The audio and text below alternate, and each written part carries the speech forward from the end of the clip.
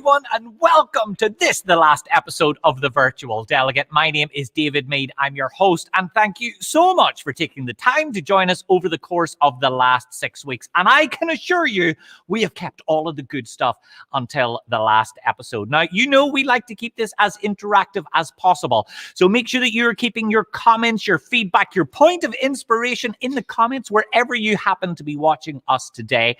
And if you're looking around and don't see any of your friends or colleagues joining us in the episode, then tag those in the comment as well. You know that we like to give away some chocolate bars. For those of you who do, make a comment or share us to your feed.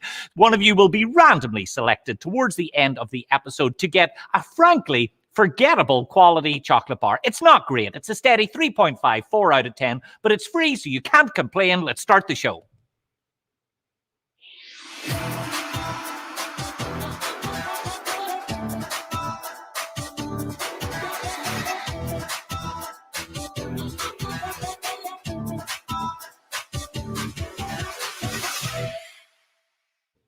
So welcome to this final, and I am sad to say, this final episode of The Virtual Delegate. And I think it's been clear over the course of the last 6 weeks, we have realized that hybrid events truly are here to stay. And the opportunity is upon us right now to embrace them, to use this opportunity to build our business and our events in brand new ways. By developing your strategy in new shapes, new spaces, with a brand new design, you can propel yourself forward as an individual, as an industry leader who others will truly look up to. And in this final episode of The Virtual Delegate, we are dedicating it to giving you the key insights that you need to prepare not just a foundation, but also an action plan full of readiness and practical tools and techniques that you'll be able to apply and employ straight away. And when I said this is a great episode, I meant it. We have lined up a frankly rock star panel of experts to help us out. So let's take a moment to meet this week's guests. On The Virtual Delegate this week, we welcome Ari Lahav, President of IAPCO and VP of Clients and Operations at the Keynes Group. Sal Edmonds and Stuart Gracie from the hardworking team at UK-based agency Production Bureau.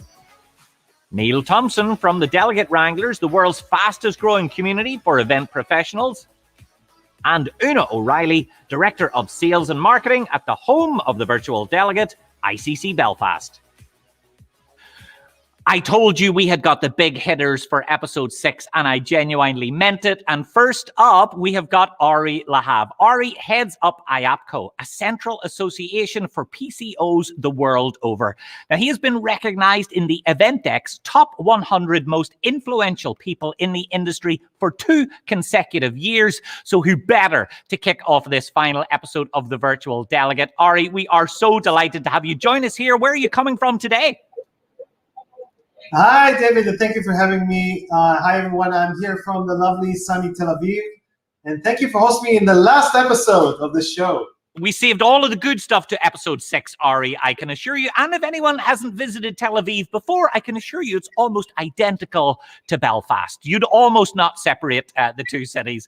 Well, look, Ari, for you and your members, there has been huge fundamental change in the way that we deliver, design, and curate our events. Do you think that this change is here forever, or will we just flip back to the old ways? Well, it's a great question. It's $1 million question, like everybody asking. But I'll tell you what I think. I mean, this was a forced revolution, right? Our industry has changed and evolved year by year. But this was a forced revolution to all of us. And we are in the people business, and we are all eager and passionate about getting together again in person. So yes, virtual is here to stay. Hybrid in different shape or form is here to stay. But I think we will go a little bit backwards. More similarly to what we experienced in the past, plus. What is this plus? What are we talking about? I think it's very clear that association and organization have realized through this pandemic that education can be consumed online, right? We can all learn like we're doing here today. And therefore, maybe the objective and the goals of the in-person meeting might shift, might change to better serve the needs. So maybe it will be more focused on creating communities, on research collaboration, on networking, getting together, alongside with the education. But the education can be done outside of the days of the live event. So I think that this is the main see in the future of meetings. And obviously this change has been accelerated. You described it as a force revolution. I think that sounds like a great name for your autobiography if you haven't started working on it straight away. I'm curious, for you as an organization, what areas are you focusing on to support and engage your members, not just today, but over the course of the changes that will undoubtedly come over the next 12 months and beyond? Yeah, I mean, for us as IAPCO, of course, the International Association of Professional Congress Organizers, like any other association, when all this pandemic started, we went into a crisis management mode. We thought we're gonna fight for our survival because we didn't know what will happen with our members. All of them are PCOs. Everybody were at risk at that point. So the first thing, it was in steps. And the first step we took is that we realized we need to create platforms for knowledge exchange and sharing between our members, to hear what's happening in other countries, what they are facing, what they are experiencing, what they are doing, and brought them tools that will help them to deliver better virtual events, or to actually know how to deliver virtual events. And this became and evolved in the second stage that we opened it to the entire industry ecosystem, because everybody wanted to get involved. And it became what we call an IAPCO Impact Dialogue that we're doing once a month, and sharing best practices and knowledge to our members. And some of them are thought leadership, discussion about future of traveling and future of events like we are doing today. And I'm happy to say, I mean, you ask what do we do as an association. I think that we learn to assess every activity that we do to ensure that it brings added value to our members. That was very important to us, not to do in order to do, but to do in order to bring value. And I'm happy to share that the results at the end of the day, that at the end of 2020, we had 97% retention of our members in IAPCO.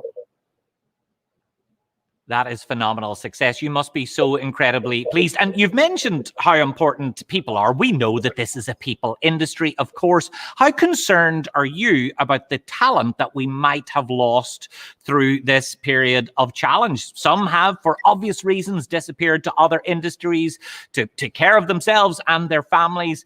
Is this something that we'll be able to recover? Is there a plan that we need to have in place? Or do you think is that talent gone? Yeah, it's a good question. I mean, of course, our industry is one of the most deadly hit. We are the first to hit and might be the last to recover.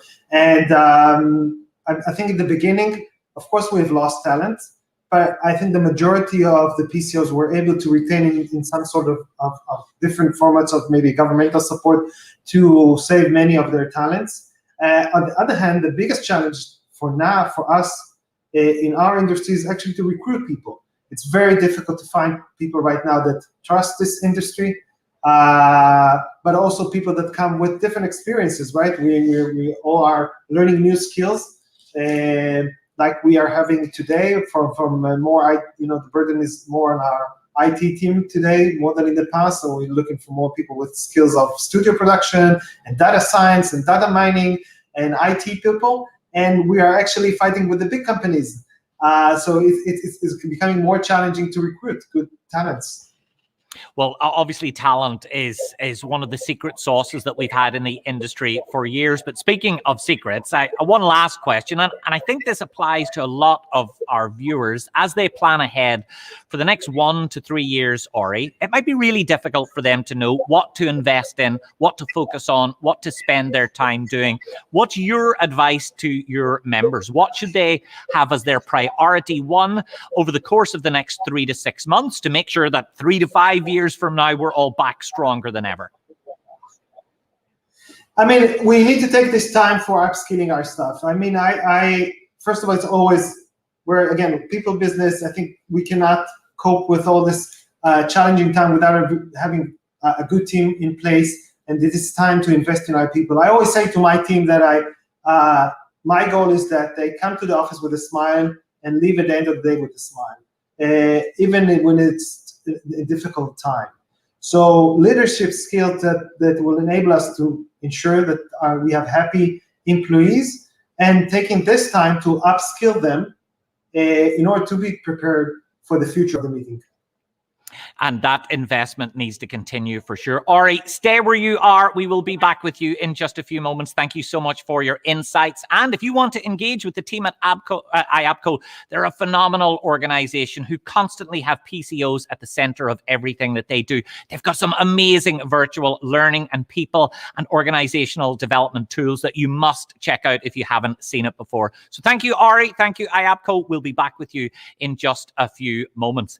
Now, when we started working on the virtual delegate, what was really important to us was to understand the pulse of the industry, what matters most, where are we focusing our energies and our time. So at that point, we knew we needed to have the team from the Delegate Wranglers on.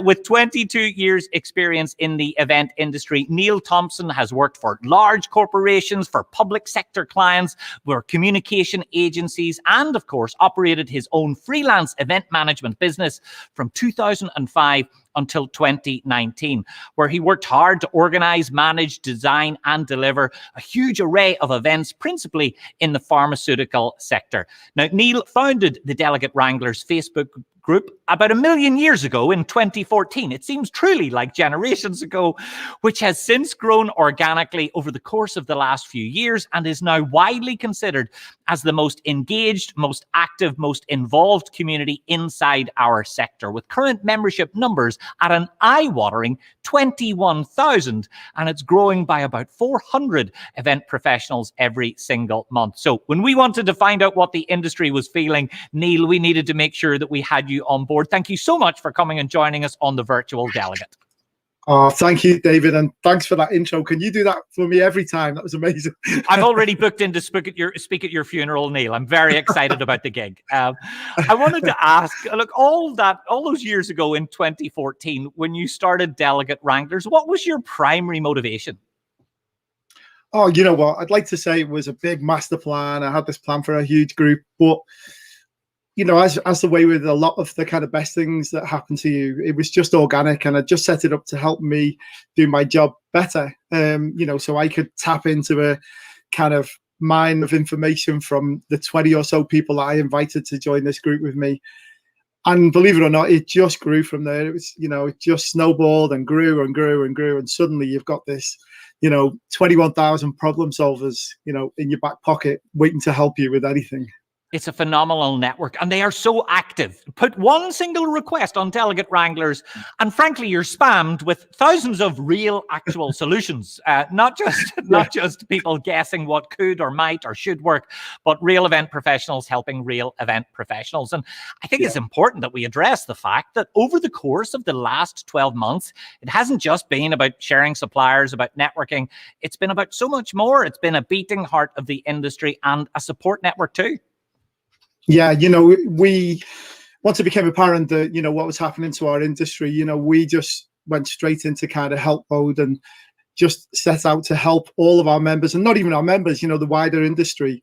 You know, we did everything on our group for free. We tried to help them with so much information, and then we started a show called the DW Live Show, which we've done something like 60 odd episodes now every week. What a week, David! That was a killer. You know, providing content and upskilling people so that people could come away from this time, you know, a bit more motivated with some skills in the back pocket, and maybe even, you know, going back to what Ori was saying, you know, maybe thinking about a change of direction slightly within the industry, you know, because they've heard about, you know, somebody who's how to do social media, for example, and then suddenly, you know, they might think, well, I could retrain to do that. So it was really good. I mean, it was really good for us as well personally, because it gave us like a really good purpose as well to get us through it, because we were going through it just like everybody else, you know. Of course, it really has cut through the industry in so many different ways. Have you noticed a change in the mood at the moment? I often think that, as we've talked about in previous episodes, tragedies or crises like this, we go through those predictable stages of shock, of denial, of acceptance, etc. Where would you say the industry is at the moment, and are you starting to see it move in a more ambitious, in a more positive, in a more hopeful direction? Definitely. You know, we've been on a journey with the group, you know, and I think I mentioned to it like the 7 stages of divorce, you know, denial, acceptance, and we've been through all that. And there was anger at the beginning, you know, as well at what was going on to our industry. And all I would say is, we've had a couple of false dawns, but it finally feels like, and it's almost like, dare we say it, we can see the end in sight. So I would say the temperature of the industry at the moment is bristling under. Everybody's a bit cautious because they don't want to see the rug pulled from under them again. But I think once we hit July 19, I think you will see, a huge optimism. I've been speaking to a few suppliers this morning, and they've been telling me that their bookings have been going through the roof. Not only their inquiries, but their actual bookings at hotels, people, firming up bookings, not just saying, well, maybe. Yeah, So, well, look, don't get me wrong. Few things excite me more than the 3 letters RFP, but a signature is pretty darn exciting as well. I suppose one last question, Neil. I wanted to ask you, of course, the industry has changed. We've been agile, we've been flexible. I hate to use the word pivot. It makes me genuinely feel unwell. But Delegate Wranglers, I guess your role will be shifting and changing. What are your priorities as you support the industry over the next 12 months? You know what? We're constantly changing. We're constantly adapting to what the industry needs. We kind of pride ourselves on that. We will try things. If it doesn't work, we'll adjust it. We'll try again. We'll think of new things and new directions. Just like we have with this, we did social events in person, and suddenly we had to move to social events online. Doing these DW live shows. Suddenly we're thinking about taking this out on the road and doing all kinds of things. So yeah, we just constantly change. This is a never-changing industry, isn't it, David? To be honest, it never stops moving, and that's why we love it so much. To be honest. Well, I, for one, am excited to get along to one of the in-person Delegate Wranglers events and see you in 3D. I have no idea if you actually have any texture. No. I think you might just be a gloss laminated image. You'll be disappointed. Well, Neil, stay where you are. We will be back with you in just a few moments. And if you haven't, I'm sure you have, but if you haven't engaged with the Delegate Wranglers yet, then drop everything. Stop watching this episode. Search for them on every conceivable social media channel because they are on them all. And it's an amazing way to connect with the industry, to stay excited and engaged about not only the challenges, but about the opportunities that are coming for all of us. So make sure that you look the team up. Now, next up, over the course of the last several years, I've worked with so many amazing agencies across the UK. But for 3 decades, the team at Production Bureau have been blazing a trail in the fast-moving world of creative communications. They've got hubs all across the UK, delivering truly spectacular live, but also virtual events. And they have built a world-class reputation for breaking the mold for a client list that truly looks like a who's who of the corporate world. A little bit earlier this week, we caught up with Sal and Stuart, and I began by asking them if they really believed that the virtual event experience can ever match up to that of a live delegate. I think it can. I think you can create the same amount of engagement and interaction that you can do in the room. And I think what's interesting is we've found that some people prefer the virtual. So I think we need to think about what does the delegate need? We need to approach it differently. I think it still remains really important to get under the skin of what is it that the client wants to get across? What's the messaging? How does that work? So I think it can match face-to-face. For some people it's better, but definitely you need to approach it differently. It's a completely different medium. We used to believe pre-pandemic, if it wasn't in the room, that was the holy grail, then it wasn't worth talking about. But actually now we've learned you can do it differently in virtual and make it as engaging. Stuart, can it get that same engagement and that same excitement? I think it can do, as long as you, before you're planning the event, you're working out what you need to get from it, making sure that, you've got breakout rooms if you want that face-to-face element, your content's correct. Yeah, definitely. What we have seen, which is really nice, is family interaction more. Quite a lot of our clients have done evening activities, early evening. Children have got involved. They've got involved in awards. They've got husbands involved, wives involved. And actually that has added for a lot of people having their family involved in some of the activities they've done at work. As we look ahead to the next 24 months, what do you think the future of virtual events will be like?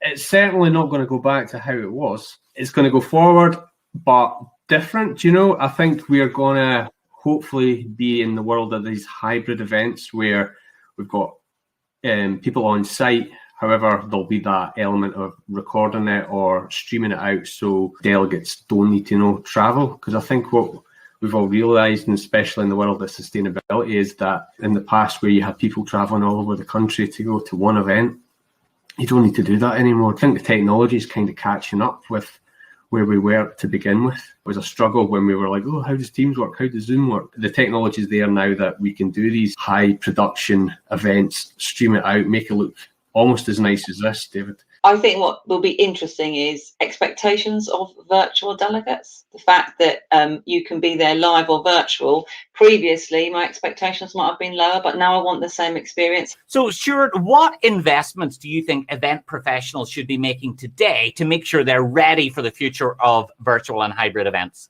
I think there's quite a few investments need to make, but specifically in people and having the right people. The industry has completely changed. Sadly, there are jobs that are no longer needed. We need to make sure that we're bringing in the right people for like the newer parts, the digital parts. I think what we need to keep an eye on is the hotels and venues to make sure they've got the adequate internet. We've all been in conferences in the past where there wasn't even enough internet to watch a video. I think really is talking with the hotels, making sure that infrastructure is in place. They expect that if there's a conference there, there is going to be an element of streaming. I think ultimately, event professionals, we're all about the people, aren't we? We're all about building those relationships. I think it's how we invest in people. I think from what Stuart said, it's keeping ahead of that curve as much as we can, what that technology is. I think some of the struggle we experience as an agency is clients see a new bit of tech and they want to use it because it's new, but just bringing it back, just because you can doesn't mean you should. How do we make it right? So keeping our people engaged, keeping our people upskilled. It's all about, for me, the people, how you invest in them, make us as fit for the future as we can be. Stuart, how do you feel about the future of events? Excited. Beautifully done, Stuart. Wow, one word. Sal, as you look ahead, how are you feeling about the next few months and years for us as event professionals? I think it's going to be interesting, and I think what's interesting is we've been hit very hard as an industry by the pandemic, but we've hung on in there, we've pivoted, we've turned it around. I feel really hopeful for us. I think we add a great deal to the economy. We add a great deal to helping businesses grow and develop. So I feel confident. I think it's going to be interesting. I think it's going to continue to be challenging, but we're not in events because we like to have an easy life. We don't mind a challenge. I think it's going to keep on coming, and I wouldn't want to be in any other industry than the events. Tell me what's going on at Production Bureau at the minute. How have the last 12 months been, and how's the pipeline looking as you move ahead? It's been an interesting time at PB. We have pivoted, like most agencies out there, to delivering virtual. We've seen clients continue to stick with us, which has been brilliant because it's testament, I think, to our relationships. I think what's also great is we're seeing a lot more installations. So we are currently at the moment at the RNA, helping them work in the hospitality suites. So it's been tough, but it's been really good. The team has stuck together, and we're looking forward to the future. A big thanks to all of the team there at Production Bureau. They could have been with us live if they didn't have two actual virtual events happening today. So I really appreciate Sal and Stuart taking the time to catch up and tell us about your experience. Feel free to check out their amazing case studies on productionbureau.com. Now, last but certainly not least, we're delighted to come all the way here to the home of the virtual delegate. Una O'Reilly leads a high-performing unit that are responsible for profiling two of Belfast and, frankly, the island of Ireland's most iconic venues. There are leaders within the conferencing and live and entertainment sectors. ICC Belfast is a hybrid by design venue that has been jam-packed with exciting virtual offerings over the course of the last 12 months. And we are so pleased that Una joins us now. Una, you're coming from, I think, somewhere else in the building? Yeah, I think we're about 10 meters away, David. Hi. Well, look, thank you so much for joining us. Obviously, as a venue, ICC Belfast is hybrid by design. Why does that make this such a natural fit for event planners who haven't quite bitten their teeth into the hybrid space yet and aren't sure where to begin? Well, I suppose for us, in terms of hybrid by design, is we've got the kit there, we've got the network, we've got the cameras, but that's only one thing, David. We've also got trained technicians who are able to use it. And where we found along the way is we thought, right, we need expertise in other pieces, and we've even brought in a multi-camera director from the BBC to help us in terms of the shots and how we frame it, and that's also to support event planners. There's so much incredible talent here in Belfast, and I know that we're drawing upon a hotbed of talent that has worked for HBO, for Netflix, creating feature films, and they're the people who are working with us on site now to make sure that our virtual and hybrid events are extraordinary. Absolutely. I mean, for us, like, we hosted the Game of Thrones wrap party and their premiere, which was amazing. But you also seen it on screen. So we had a little bit of both at that stage, if that makes sense. I think for us as a venue and for us as a team, we have felt with the Virtual Delegate Show is that this was very much about helping serve the industry, reaching out to a global audience, but also having global guests come in and give us their perspective. And we feel like we have learned a lot from this internationally, but also that Belfast and Northern Ireland has an awful lot to give in terms of the space of media production, TV production, and we're better than that, I suppose, for hybrid.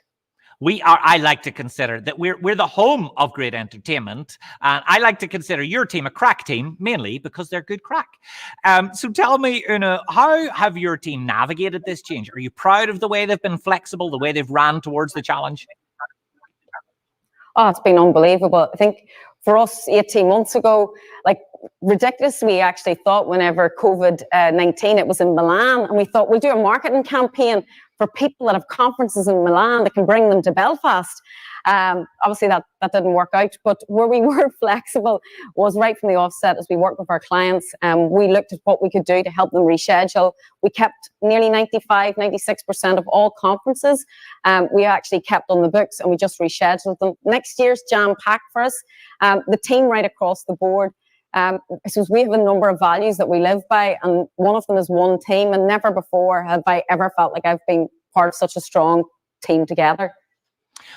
As we look now at the regulations changing, not just at home here, but abroad as well, our expectations of what this means for live and hybrid in-person events obviously is shifting and changing. What does your pipeline look like for hybrid events? Do you think the appetite is strong?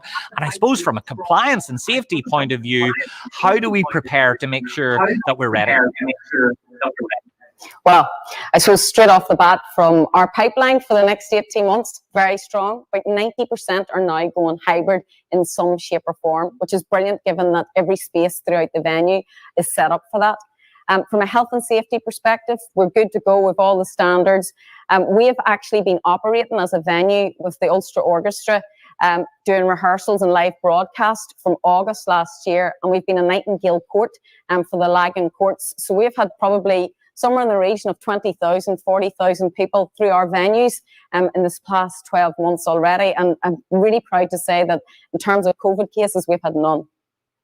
That is phenomenal. And of course, as the test events roll out across the nation, we'll be learning lots more about it. Una, thank you so much for joining us here. But let's bring everyone back now. As I told you, we had a rock star, 5-star panel, and it's lovely to have you all back. Ari and Neil joining us here with Una. So Neil, I suppose from your point of view, as you look ahead to the industry, what is your role now? Do you see the next 12 months as a pillar of the community bringing us together? Are you going back in to deliver events? No, we're going to be that pillar of the community. You know, we consider ourselves to be the pulse of the event industry in terms of, you know, everything about the industry you will see on the Delegate Wranglers. So we've got our finger in a lot of pies and we have a lot of information. So we're kind of like that central point where people can connect to. We connect everybody. We're connectors really. So yeah, we just want to continue to do that, continue to grow worldwide as well. You know, we're partners, official partners with Facebook. So we've got a really good relationship with them in terms of the way that we're developing the group and how it's springing. So yeah, just being that central point really for everyone. Having that community that people can go to, not just for networking, but for commonality, for collegiality is so powerful and so important. Ari, what is your message to the industry as we look ahead to some further uncertainty? Just to continue in the line of what Neil said, I think this pandemic has brought us all closer together, and we need to stay still close together for better recovery or faster recovery. I can tell you that in IAPCO we have established a national association PCO forum with around 13 countries that now in relationship with IAPCO that we never had in the past.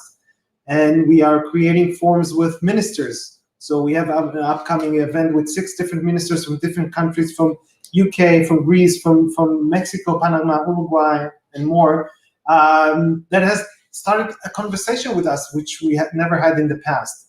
So my message is that we need to keep working closely together to ensure a fast and safe recovery. And don't forget to invite the Irish, Ori. I'm dying for a visit if I can. I'm going to work on my tan the moment that I get out there. And I suppose, Una, the final question to you, and this is kind of an easy one for someone who is considering bringing their hybrid event to Belfast. Why should they? Well, it's quite simple. The city's fantastic. It's also walkable. In terms of sustainability, you don't need to get any buses. We're COVID secure as a venue. And I think the big piece for us is it's the people and the team. David, you're right here. So like we've got an MC on site. Ori, we can have you guys with PCO, and Neil, you guys, imagine all our members and all your members will be wanting to come here as well. I think it's a no-brainer. And remember, here in Ireland, we've been sanitizing for years from the inside out with lots and lots of alcohol. So nowhere is safer from a COVID point of view. Una, thank you for hosting us here at the Virtual Delegate. Ari and Neil, thank you so much for coming along. I hope I get to catch up with you all in person soon. But more importantly, thanks to every single one of you who have come with us on this Virtual Delegate journey. It has been an amazing opportunity to come together as an industry, to think big about where we're heading, and I cannot wait to see what we all do together. My name has been David Mead. I hope I'll get to see you all soon. For the time being, take care and stay safe, everyone.